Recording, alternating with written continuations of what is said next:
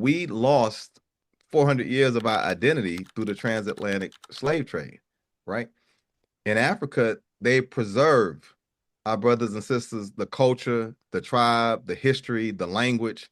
So you'll be surprised if once you set foot on the continent, it's like, welcome home, brother. Where have you Yes. been? We miss Yes. you. You know, Yes. there's an embrace that a spirit of togetherness and community that oftentimes as African American, we don't realize how disconnected we are because we're always in the minority. Welcome back, everybody, to another episode of your favorite podcast, Afronomics. You know me, I'm your boy, Llewellyn Dixon, and I got my co-host here. Sita Nabuya, welcome to the episode. We got a great guest, and yeah, I've known this brother for a few years now, and then we have a connection because he is actually special envoy to the president of Sierra Leone. So he's an ambassador. He's Black American, traces his roots back to Sierra Leone, and now he's a diplomat. He's got all types of privileges. He could, maybe make you disappear and not have to suffer the consequences. So we got a powerful brother on. Can't wait to be able to get into this conversation. But let me go ahead and give him a proper introduction. So this is Waleed Shamsid-Deen from Decatur, right? I am. Yeah, Decatur, where's greater, brother? Decatur. We got another East Side brother here, so we got a lot going on, a lot in common. He's special envoy for Sierra Leone. He's CEO of Supreme Foods. So if you from Atlanta, you from the East Side, you know, like Supreme Fish, Supreme Burger. That's him. So it's a family-owned company. He is the CEO. He runs it. I'm sure a lot of y'all have actually had some of his food or been to his restaurant. So very happy to have him on. He's an entrepreneur, producer, business advisor, and he's also the founder of Supreme Family Foundation. They raised $1.5 million to fight food insecurity during COVID. So not only are they successful business owners, but they're also doing a lot for the community. And now, brother is tapped in to the continent. He's also the author of Excellence at a Minimum, and he's an advocate for Africa, Diaspora, Unity. You know, he's saying all the right things, man. This is what you want in the diaspora, and he's embodying that. So without further ado, I'm gonna let him go ahead and give himself a quick little introduction so y'all know who he is. Oh man, first of all, thank you so much for this opportunity to chat, to share, to express. It's all about service, and I'm super excited to be here and share my story. And it's been a unique path. You know, how is it that, just an average joker from Decatur, passionate about entrepreneurship, ends up becoming a global citizen with dual citizenship, diplomatic credentials, being appointed as a chief of his tribe, and being able to really explore the continent in ways that we only dream of. For me, it's almost surreal, but it was just an interesting dynamic. And everything I've done to date has been in the name of service. And you'd be surprised if you lead with giving back and supporting and servicing and really being passionate about community, doors open up for you. So I'm excited to get into the conversation, share some stories. I got some things that would just be like, wow, are you serious? And then some other things that just open our eyes on why, especially in today's climate, it's important for those of us in the diaspora to connect with our brothers and sisters back on the continent. Yeah. Nice, lovely lead in. I can't wait to get into the Yeah. conversation. Yeah. But before we get into the nitty gritty and get into all the stories, we got to start off with our Wala segment. Wahala. Voila. Yeah. So you in Sierra Leone, you familiar with the term. So the topic, it changes every time, and it's going, it's not going to be taken too seriously. Just let me caveat that. It's a different topic. Llewellyn don't even know the topic, so I'm about to, spring it on you. So, have you ever lied on your resume? And if so, what was it? That's interesting because I've never really worked for anyone. I've always worked for myself. So, coming up in a family business, I never had to go out for a job. You follow Right. me? It's like I grew up in the restaurant, even in college, I did a little work here and there, but for the most part, I've always been working for the family business and or working for myself. So more than a resume, I would create a bio and say, "Hey, this is Okay. my body of work and this is what I'm doing." Got you. More So you so than could applying for a job for employment. Yeah, so you couldn't lie on your resume because it's your family. They know you. Like, well, you ain't do They'd that. be like, yo, I'll be giving it to my dad. Yeah, pops. Oh Yeah. my gosh, yeah. What But about no, you, I've only Lou? worked for Oh, one summer. I think I did Six Flags. And, I was a kid way back in college, and then in college I did like work at Captain D's because I had the seafood and restaurant experience. So aside from that, I've never really worked for anybody else. gotcha. That's some boss stuff to say. I just want to point That that was out. pretty tough. I've never worked a resume. What's It's that? a- I don't know what that is. It's for the commoners. Yeah, the peasants. The peasants. The brokies. Y'all stop. The common folk. Right. What's the job? I employ. Right. Y'all are hilarious, man. Don't get me started. Mm. Yo, one day I'm saying- man. So I've never lied on my resume, and I'll tell you why. Because I've always been terrified that the one time I do decide to lie on something, that's when they're gonna call to try to verify. So I've never lied on my resume. It Even don't like matter. some people now, I have learned how to Stretch the truth. make things seem a little bit more important Mm. than they were, but I've never lied. So if you were to go back and fact check and verify, yes, I did do that thing. It just, You worded it. it just made it sound a Yeah. little bit different. And I actually learned it because, especially when AI and like technology, when I realized that they were running our resumes through certain systems or whatever, I just learned how to put certain words in there so the system would catch The whatever the algorithm. job description wanted. So if it says something about like, I don't know, directorship, I would put director I would use that language in my resume. That's it. So for business, we'd do like a capability statement, right? That's like a resume on your business, Yeah. as opposed to saying, I raised 1.2 or 1.5 million. I might say I raised millions. Embellished a little bit, you know what I mean? just a But little bit. it's all good energy put in the universe to Right, attract right. more millions. It was Exactly. true. It was true. honest. And I know that I'm capable of doing it, so There it you go. doesn't You got the skill matter. set, right? Exactly. I can do it if given the opportunity. No, I definitely lied when I was coming out of school. I was part of a frat, and I pledged like my last semester. Like it was a month before graduation. But I put on my resume that I was the chapter president. Oh, snap. Yeah. Wow. Yeah, no. That's big. But if they call, who were they gonna call except my frat brothers who would lie for me? So it didn't matter. Oh yeah, he was that. He was everything. He did this. He did that. Yeah, That's hilarious. yeah. That's I mean, hilarious. Yeah, and I feel like the only person that would actually call would be somebody in the frat that is a part of the hiring. Like who else would actually go out their way? And if they're in the frat already, then Then they're not going to. All good. yeah, They're gonna then look out it's for like, you. you. Good. that's even better. There you go. Hey. So if you're going to lie, I guess make it to your favor. But that's it. I ain't never just completely. I'm more of the you where I'm gonna take something and make it sound better than it is. I like janitor turned to sanitation engineer. So technically you're not wrong. So I saw someone online. It was like, how would you phrase it on your resume if you just change light bulbs for somewhere, and somebody had it, they had it so beautifully written. I was like, this is the kind of stuff that get people caught up right here. Love it. all right, well that's the wild topic. We got some good honest brothers on the call today. Mostly. For the most part. Yeah. Hey, that lie was non-consequential. It was non-consequential. Showed me in a leadership position, which I'm a capable leader, so it worked out. But yeah, no, we can get into the conversation now. Let's get into it. I'm hyped. Yeah, I'm ready. I know you have so much, and so you've done so much with your travels and things like that. I guess what is the biggest? So out of all your travels in Africa, and I'm sure you've been to different countries, the ones that are more prosperous and the ones that are less so.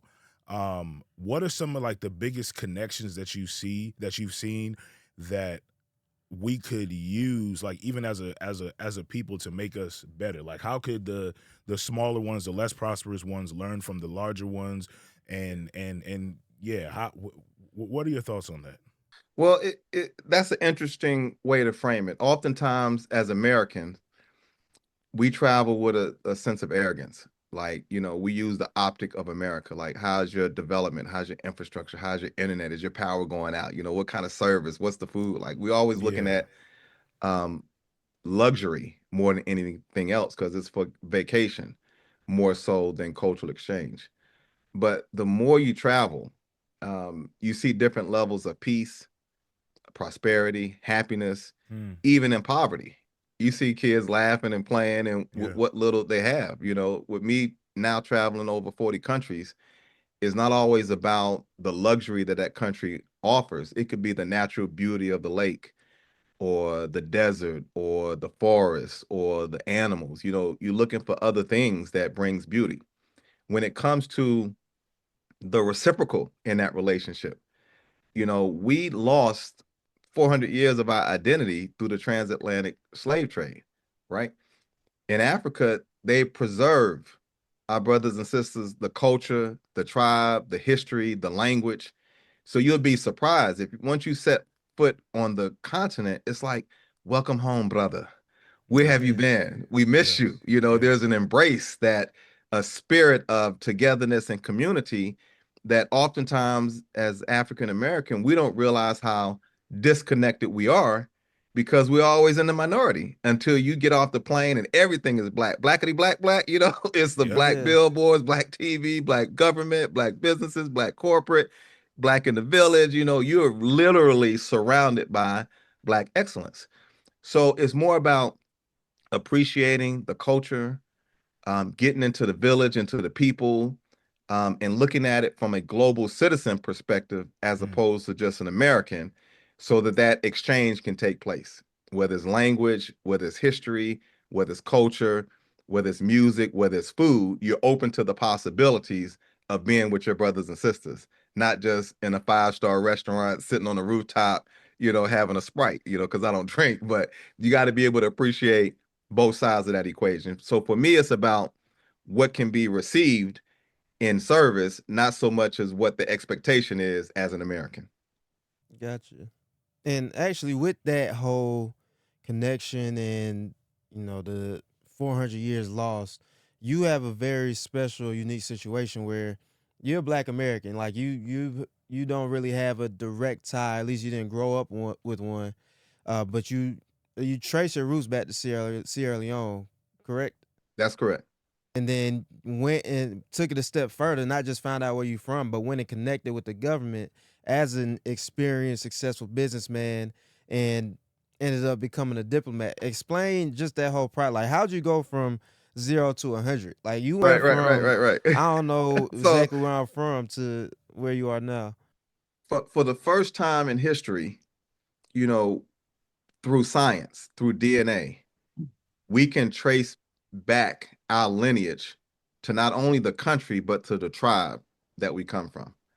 So oftentimes, Europeans got, years, grandparents, they know the lineage is not, it hasn't been broken. Asians the same way, Hispanics the same way. They every summer they may go on vacation back to their native land. They're sending money back to the family. They have family homes in their respective countries.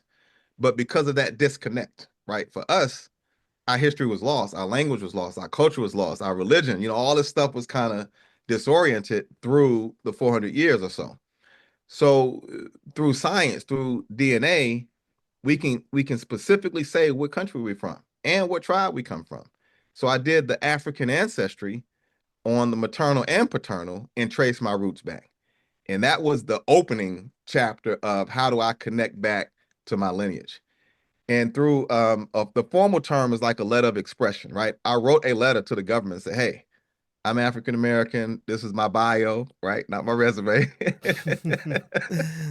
And this is how, I envision serving my people, like on the continent. I would like to serve my brothers and sisters in Sierra Leone. I have access to human capital, to some resources. I've done nonprofit work, I've done philanthropic work, and I've done entrepreneurship. Um, is there a way we can connect? When they received my letter, they sent me an invite. Hey man, you from Sierra Leone? What? How soon can you come?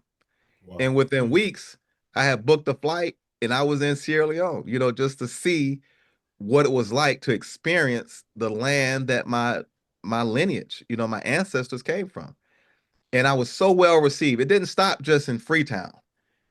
They took me all the way back to the village of the Mende people and had like thousands of people celebrating and drums and music and Wow. food and all this stuff to receive myself and my wife and welcome us back to our tribe. Wow. African garb, African jewelry, African names. They bestowed upon me the name Bambaga, which means the son of the soil. And Bambanya was my wife's African given name, which means the daughter of the soil. So we got to meet the chief and the children. We got to eat with our hands. It was a emotional experience. And that cultural piece that came along with it, sitting at the foot of your elders, going to the graveyard and was like, here, you've lost 400 years of history. Here's the last 400 years of chiefs and paramount chiefs and scouts and warriors from your lineage. How powerful is that to sit on the graveyard of your lineage and then bring that history back home to your children and your family? So it was an amazing opportunity to reconnect. The door opened through service, and my letter of expression was just to serve as like maybe like an honorary consul or something in the United States where I could have some tie back to the continent and serve local Sierra Leoneans here in America. And I was like, no, brother, you need to be special. So we're gonna appoint you as a special envoy for trade and investment based on my background and give you the title of an ambassador. So wherever you go in the world, they have to acknowledge you as His Excellency. Now, could Wow. you imagine the power coming from the names we've been called in our past, right? To now have to be called His Excellency. Brother, my eyes was watering up. Yeah. You understand the Yeah. dynamic just by showing up on the continent, just by going back home and going in the presence of service. I got bestowed on me one of the highest honors that you can be appointed as an ambassador and a special envoy. So that's kind of how the process began. It's been about 3 years now since I had that meeting with the president, with the chief, and with most of the ministers who were in service, at that time, foreign minister of foreign affairs or the minister of sport, minister of finance. I did courtesy calls just to introduce myself to those heads of state and heads of government, expressing my passion for connecting to those on the continent and my passion for service. So beautiful, beautiful, beautiful experience.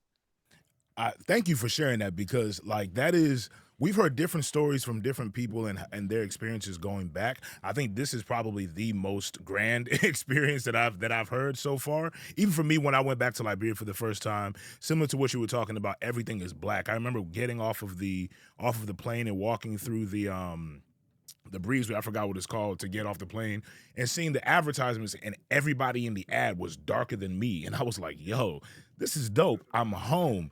But I liked how you detailed what the steps that you took to get to all of that, because I think in a lot of ways sometimes, in an effort to connect to Africa and to the culture, sometimes we romanticize what it should be like to go back. But what you did was very intentional. You did the research, you made phone calls, you reached out, you did those things to be intentional, so that when you landed, you actually did land and feel like you were going home, rather than just going to a place where you really didn't know too much and expecting something like that. Because I really do believe that if you go to a lot of countries in Africa, if they know that you're coming, they will very likely do that for folks, if it's an intentional exchange with, like, hey, I'm coming, this is what I've learned about my history. Because we know African people, we're very, very welcoming. You can walk inside, and you can't walk inside African's home and not be fed more than you can eat. So thank you for sharing in that way. Yeah, no, I agree 100%. I agree 100%. I think a lot of times African Americans there's this whole thing that the narrative has been pushed on us to with the intention to divide us of African Americans or European American, African Europeans, the Caribbean, and then Africans on the continent, to where we don't think the other group is gonna like us.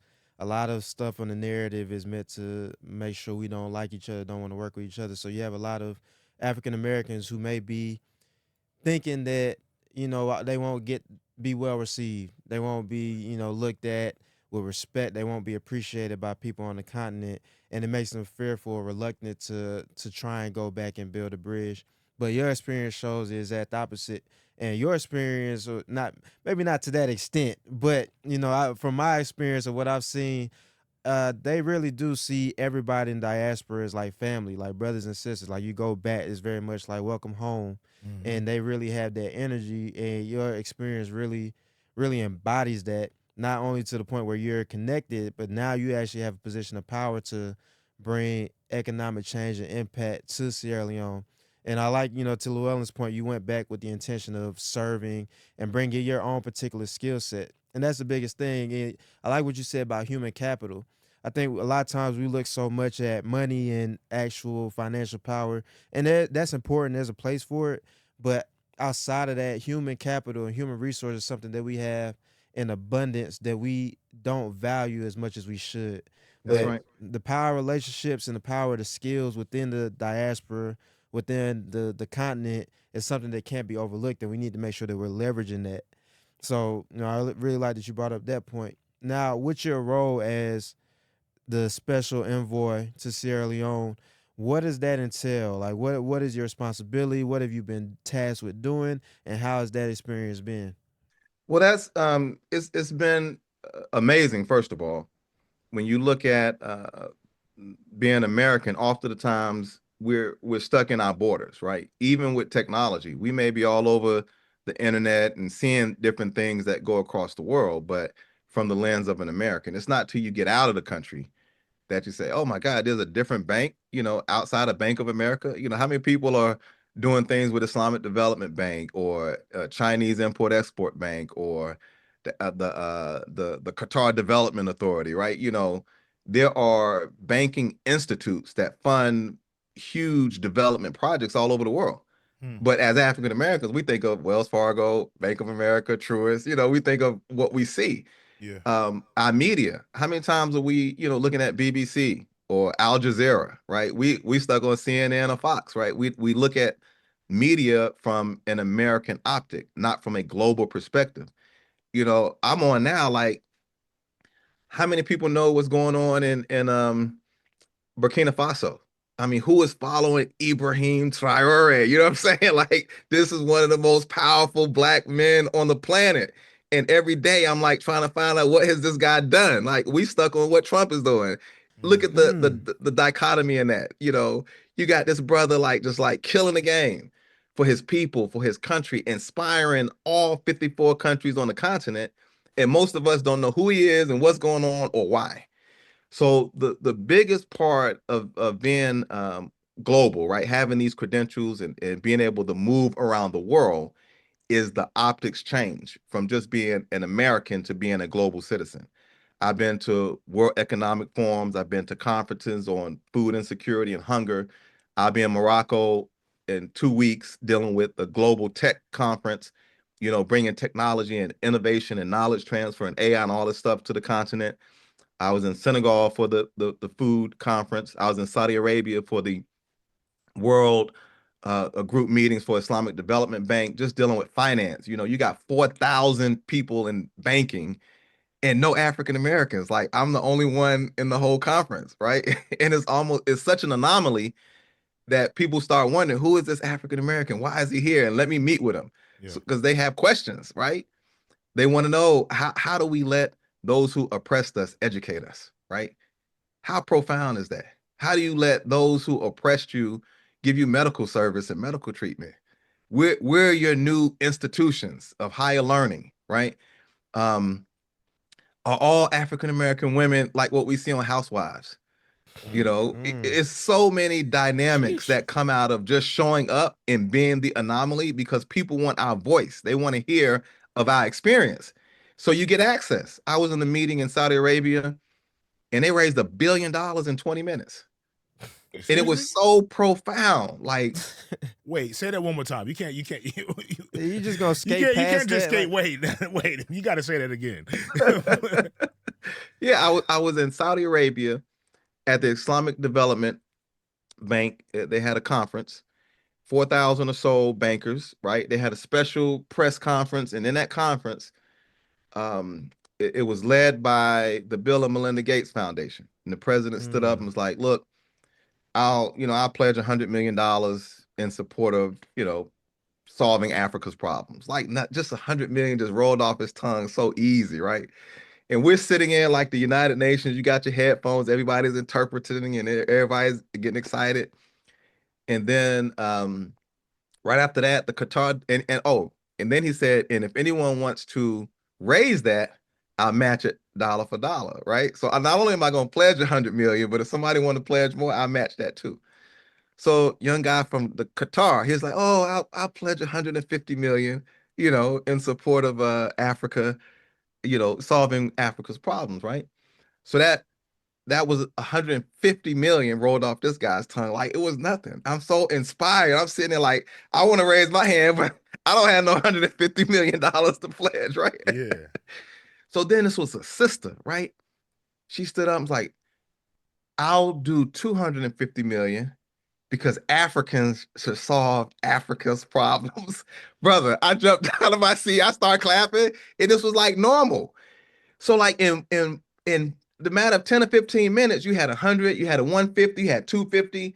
And then the president of the Islamic Development Bank stood up and said, look, I closed the fund out. Ladies and gentlemen, we just raised $1 billion in support of the continent of Africa, solving problems on the continent.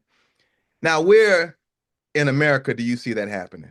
How many of our black athletes or celebrities or entertainers stand up and say, hey, I'm gonna put up 100 million so that African Americans can solve African Americans' problems, right?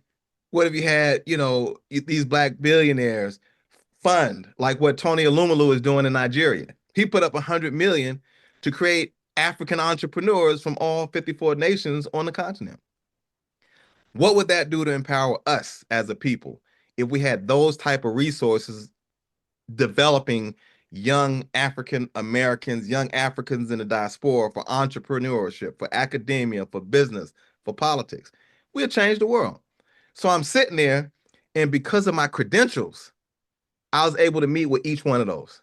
Wow. The president of ISDB, the Bill and Melinda Gates Foundation, the Qatar Development Authority, one-on-one sessions. Now I got their WhatsApp numbers. We're in constant contact. I've been invited to Doha to present to the Qatar Development Authority on behalf of Sport for the Development of World Peace. They got $1 billion sitting over there to fund sport programs. Why can't we bring some of that money back to Sierra Leone? Why can't we fund stadiums and infrastructure and the Olympics, and bring in equipment and trainers and everything in support of Sierra Leone? So by having access, by showing up, it creates opportunities for our brothers and sisters on the continent and our brothers and sisters in the diaspora. But for 400 plus years, we haven't even shown up. How many of you all been to the group meetings with the Islamic Development Bank or the Economic Forum or the Entrepreneurship Forum or the Hunger Forums, right? Where are our voices in these global conversations that are happening, and they're discussing problems that we're having, but we're not at the table to bring forth our own solutions? That's the power of the credential. I get the invitations. I show up. I have the conversations. And now I'm impacting decisions that impact our future and our kids. All right, you said a lot, and that's a good thing. I'm just trying to I'm trying to unpack. keep it light now. It's a No, lot of I'm stuff. trying If you're trying to keep it light, you fail. So I'm gonna just put that on the table now. Yeah, I want to see what heavy is if this is light. Right. This is all light stuff, brother. Light stuff. Yeah, I'm trying to unpack that. There's a few thoughts in my head. First, I'm thinking sequentially because I actually thought about bringing this up, but what you mentioned about Ibrahim Traore, Burkina Faso, I think a lot of people. I mean, I know a decent amount of what's going on, but I feel like that's an anomaly. It's rarity. There's a lot of people in the U.S. don't know and don't understand just how powerful what Ibrahim Traore and the Sahel states as a whole, what they're doing. That's But right. can you speak to that for somebody who's over there more consistently and in government? Speak to how powerful what he's doing it. But first of all, give a little background on what's going on for people who may not be aware, and then just speak to just why that's important. Well, the first thing I heard was who is this guy that had 19 attempts on his life, right? And why are they trying to take this guy, out, right? The last people you start thinking of is Libya and Gaddafi. Yeah. When you hear the story, how many billions most people don't know, he pledged 1 billion for African Americans through the Nation of Islam. Wow. This is Gaddafi. He said he's going to give 400 million for our HBCUs, 400 million for entrepreneurship, and 200 million. I think at that time it was the Honorable Elijah Muhammad, right, to build the Nation of Islam. U.S. government shut that down. Like, no, Yeah. you There's ain't $1 putting no billion in, like, $1 billion the for no 60s. black people. It's not No, going to this is happen, right? It's just not going Gaddafi to was like happen. 2011. So when you hear of Traore and what he's doing in his country, it brings parallels to like Gaddafi and other African leaders who is trying to empower their people. So 19 attempts on his life and he's still around. That made me start researching. And the same thing I did for Sierra Leone, I started drafting letters like, man, I want to meet this guy. I want to go to Burkina Faso, man, and sit down and have a conversation. How can we in the diaspora support you and what you're doing? You need to have a voice in America as well. Our people need to get behind and support trade and commerce and empowerment. He ran out all of the Asians and the Europeans, right? And started negotiating trade agreements, took control of his gold mines and minting his own gold, developing electric vehicles, getting into agriculture to feed his people. And he said, look, it's not about me. It's not about being a corrupt leader or taking all the money for myself. It's about empowering our people, feeding our people, educating our people, the people, within his country. And then by doing that and being successful at it, it starts spreading to other West African nations. I look at what's going on in Senegal. They took control of their oil production, right? Right. They're running the French military out. These are people who are colonized. And now it's just starting to spread slowly but surely because of the power that he's shown and how it's inspiring other nations to take back their natural resources. They may not have money, but they got gold and diamond and bauxite and tanzanite and all these natural resources, iron and ore that can come out of the land. But far so often, they're locked out of trade agreements. They create issues like in the Congo, where there are wars being fought and governments being unstable, so that the natural resources of the land can continue to be exploited for those of us in the West. You know, Right. so it's about power, it's about land, it's about control, and Traore is taking his borders back, taking his resources back, and leveraging them for his people. That's what's so powerful. That's what I'm applauding in him, and he's doing it with strength, right? With force, with his military and with his word, and people are respecting that. So that's my take on it, man. More African leaders are in a position now to do the same. And unfortunately, it's going to disrupt. You're going to see a change in force, in power, and finances. And this may be the greatest transfer of wealth. We might be in that time right here, right now, today. The greatest transfer of wealth in the world is happening right now. Look at the politics in the US, pulling out USAID all over the world, the whole thing with the Department of Education, all these budget cuts. Those voids are being filled now by those in the Middle East, those Arabs, those in Asia, those Chinese, and those in Africa with natural resources. The world's going to continue. Economics not going to stop. Just the power players are changing. We need to align with brothers like Traore, amplify his voice in the United States, and get those of us in the diaspora to support him. So with that, or with all of the changes that are happening, how would you suggest African Americans tap into that same energy to bridge that gap? Because with what he's doing over there and other African leaders that are making those moves, how would African Americans, and I'm gonna say this, the two types of African Americans, the ones that have those resources and the power and the influence, and then the average Joe African American, how would you suggest we tap into that flow to build that bridge and make it even more powerful? First, we can't be afraid of not having access to financial resources. We can't let money or fear keep us from doing the things we need to do. The first time I went to the continent, it was on a buddy pass. First time I went to Dubai, it was on a buddy pass. It was just calling me. The second time, I was guest of the ruler. Look at that. Yeah. First time buddy pass, second time I was a guest of His Royal Excellency. I was guest of the ruler. We got to move without fear, and we can't let money stop us. Next thing we got to do is look at tracing that DNA back to see how we connect. It's powerful when you know where you're from. We can't be like, oh, I'm going on vacation. You know, I think it was Akon who was like, people say, I'm going to Dubai, have fun. I'm going to Africa, be careful. Right? We got to remove that whole stereotype. And by connecting back to DNA, we have a place we call home. And that's going to alleviate all the fears that the media and the West put in our mind on all the reasons you can't go to Africa. Oh, Boko Haram. That's just in one northern part of Nigeria. You talking about South Africa. What are you talking about Boko Haram, right? It's just ignorance in the whole space. Or looking at Africa as a country and not a continent. Absolutely. You know, we have to first connect back through DNA, through science, expose ourselves by starting to go back to the continent for vacation, for cultural exchange, for business opportunities. Then we can look at how to tap into the business and to the politics. We're so far removed because we don't consider the connection. We haven't done a DNA.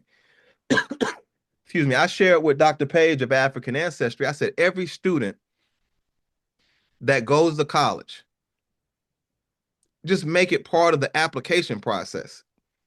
Apply for a passport and apply for your DNA as an incoming freshman. You know, now your internships for the summer, your job opportunities, your second language, all that stuff should be, how do we connect home? It's taking French, doing internships abroad on the continent, not Europe and Paris and France, right? Going back home to the continent, doing exchange programs. Why are not our HBCUs connected with institutions on the continent? We got over 100 plus historically Black colleges and universities. Why are they not connected with African institutes for knowledge transfer, for innovation, for trade, for distance learning, for online, all that stuff? No reason. It's up to us to make those connections. They're not going to do it for us. Yeah. We should mandate our institutions connect, our summer vacations connect, our internships connect. Everyone in Africa, how many languages does the average person speak? Like 3 6? to 4, right? Yeah. Oh, okay, yeah, even more. Right?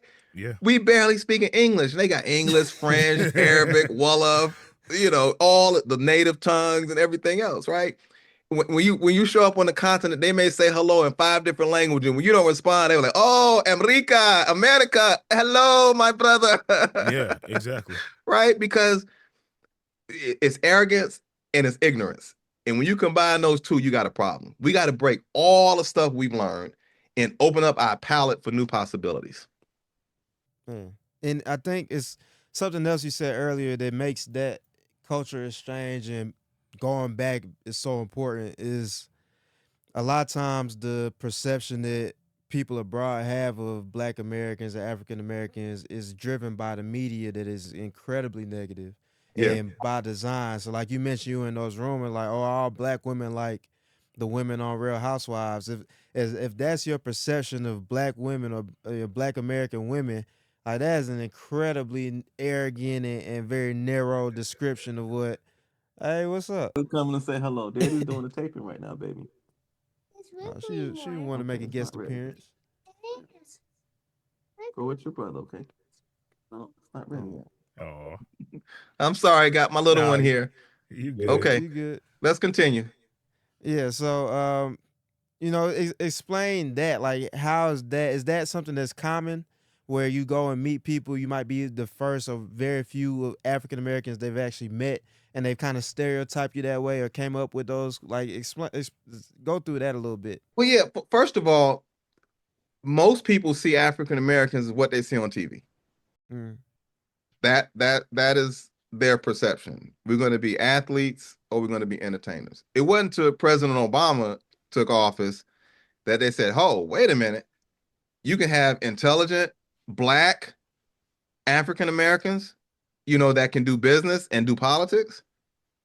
You know, and with the rest of the world being tribal, those 8 years that he was in office, African Americans was considered part of the Obama tribe. So when you travel globally, it's like, oh, Obama, right? They had a positive perception of African Americans based on his leadership. Mm. This last trip, based on the current leadership, oh my God, it was people were laughing. Like, how did you elect this guy? Ha ha ha. I'll see you in America in 4 years after he's done. Or my investments are now going into Latin America or Canada or Europe and not the United States of America. Because they associate us with who the current leadership is. Hmm. So the optic of athletes and entertainment changed under the leadership of Obama, and now it can continue based on our presence, and being active on the continent. But the average optic is what you see on TV, and what do you see on TV is entertaining, It's not a true very, depiction of yeah, who we are as a people. yeah, no, 100%. It's very, very, very damaging. Yeah, Now, another group. So, I mean, what are your thoughts on like groups like the Gates Foundation, and they're doing all these things to support? Is there trust there of what they're doing, their intentions? Because sometimes I feel like, and I'm guilty of it, yeah, have some apprehension when it comes to certain groups that claim to be helping Africa and African unity. I think there's always a question in my mind of or the understanding that your people who are part of your oppression are never going to really support your liberation to its fullest extent. So, what are your thoughts on that and those groups being involved? And to add on to that, question too, the 1 billion that was raised, what were some of the plans that were discussed on how that money would be used Yeah, for the continent and not for the continent and for others as well on the side, like yeah, how we do yeah. with Excellent, resumes. excellent questions. So first, there are a number of U.S. based philanthropic arms, right? Carter Center, Bill and Melinda Gates Foundation. Who else am I looking at? It's several, institutions that have impact globally, and a lot of them are doing phenomenal works, right? Eradicating polio, doing stuff with malaria, providing additional support similar to USAID. But some of it is in the name of democracy. Some of it, is in the name of pushing American agenda. And the challenge is, how do you align? How do you research? How do you tap in? How do you complement what's already taking place on the continent? And you get both. You know, in the early days, a lot of it was through religion. You're pushing religion um, to expand whatever colonialism, diplomacy, or democracy. American institutions have agendas, and they use resources to fund their agendas. Mm. And that's why it's important as a people, we create economic engines that allow us to become philanthropists, that allow us to support our people and push agendas that complement and make our visions, become a reality. So I'm being careful in how I respond to that, because so much money is flowing on these institutions, and I've yeah, tapped into some of this. right, My right. foundation, Supreme Family Foundation, we just won $1 million in October around public health. This was a U.S.-based grant. We're implementing programs now with government contracts. We do Meals on Wheels. We feed thousands of meals for seniors and kids. So I've learned how to leverage the power of a 501(c)(3) to tap into public funds and government contracts to benefit our community. Mm. This last trip, I set up an NGO in Sierra Leone, American owned, locally structured NGO, Supreme Family Foundations SL for Sierra Leone, for food insecurity, for public health, for education of local Sierra Leoneans. So we have to understand the system, how to tap into the system, and use those resources to benefit our communities. And then understand both the pros and cons of both sides. But until we're actively filling the void, it's tough to engage. Yeah. Now, if I didn't have an NGO and I didn't have a 501c3 and I wasn't tapping in, my message may be different. But because I know the structures and how to move within those structures, I would encourage us first to make some money. Second, to create those nonprofit, those philanthropic arms, those 501c3s or those NGOs, and then leverage public funds to support our vision for our own communities. Everybody else does it. We have to be empowered to do similar. Look at Dangote. Look at what he's doing. Look at Tony Alumelu. Look at what he's doing. Right? They've became billionaires. They've created their philanthropic arms, the Tony Alumelu Foundation. They've dropped hundreds of millions of dollars in to empower Africans on the continent. We got to do the same thing for our own people. Yeah, no, that's an excellent point. An excellent point. I think that it doesn't always have to be a hard cutoff. I think it's a simultaneous thing. You gotta, there's certain resources that other groups have that we're tapping into and leveraging. So it doesn't make sense to necessarily just break away. While at the same time we're building our own engines. That needs to be the primary thing. So we're building our own, so we don't necessarily need to go through XYZ. But as we're building, we're still leveraging those resources. And then it's sort of like what you said, it's a transition of power, transition of wealth. As we build more, we become more capable, then we can rely less on what's going on. But the whole time, we're making sure that how we tap in benefits us. So it needs to be a matter of one, having a voice, having a I don't necessarily say a seat at the table, but being aware. I think it's important to be aware of what's going on as we build our own table. It's important That's to be it, aware of man. what's going on. We got to That's build it. our own. Powerful. We're building our own tables, inviting our own participants to sit at the table to compete against other tables. The final frontier for us is creating multinational, publicly traded, billion-dollar companies. We've excelled in academia. We got more doctorates and PhDs in our community. They said the African American woman is the most educated woman on the planet, right? We've excelled in politics. We got senators and congressmen. We held the highest office in America, right? But how many more billionaires have we created that's doing business all over the world? Multinational corporations that are publicly traded on someone's market. Those are the questions we got to ask. How many Black-owned businesses got 50,000 employees, 100,000 employees, right? That's the final frontier. That's why we should be teaching finance and entrepreneurship, supporting Black-owned businesses, empowering and uplifting ourselves so that we can truly impact the world. When you're free financially, now you can think about solving world problems. Right now, we're trying to solve our own problems. How are we going to eat? How are we going to pay this car note? How are we going to pay this mortgage? Yeah. We can't solve the world problems if we can't even figure out our own. Yeah. That's finance, that's economics. No, I agree. And I think we quit to go to school. Yeah. We definitely quit to go to school. Don't always finish, so you end up with debt that, it's tough to pay back. But we quit to go to school. Whereas, having businesses, even I think like with DEI and everything we talk about, it's like, oh well, ideally it's like these companies don't want us. Why we want to work for these companies, but then we don't have enough companies within our own community to work for. Yeah. So it's like, what's the alternative? Or we don't vertically integrate in a lot of industries. So it's like we may have one thing that like we own, but their supplier we have to go outside of the industry, or the distributor we have to go outside the community. So it's like, how can a business truly be independent for what we're trying to do when they rely on other businesses outside the community? We need structures of power where we vertically integrate and control everything. And you're killing it, man. 100%. We have to control the whole supply chain. We need to own the land, the wholesale and the manufacturing, the distribution, the retail, all the way down to consumer. And we have to sacrifice to do it. If it takes 50 years, doesn't matter. Our grandkids will be thanking us. Right. Oh man, grandpa was a beast. Now I got a trust fund, right? That's what we need. How many of us were born in the trust funds? And if not, why not? Every time we die, we can't pay for the funeral. When others die, they're passing legacy and trust and homes and art and gun collections and cars and buildings and businesses, right? They have assets to pass down.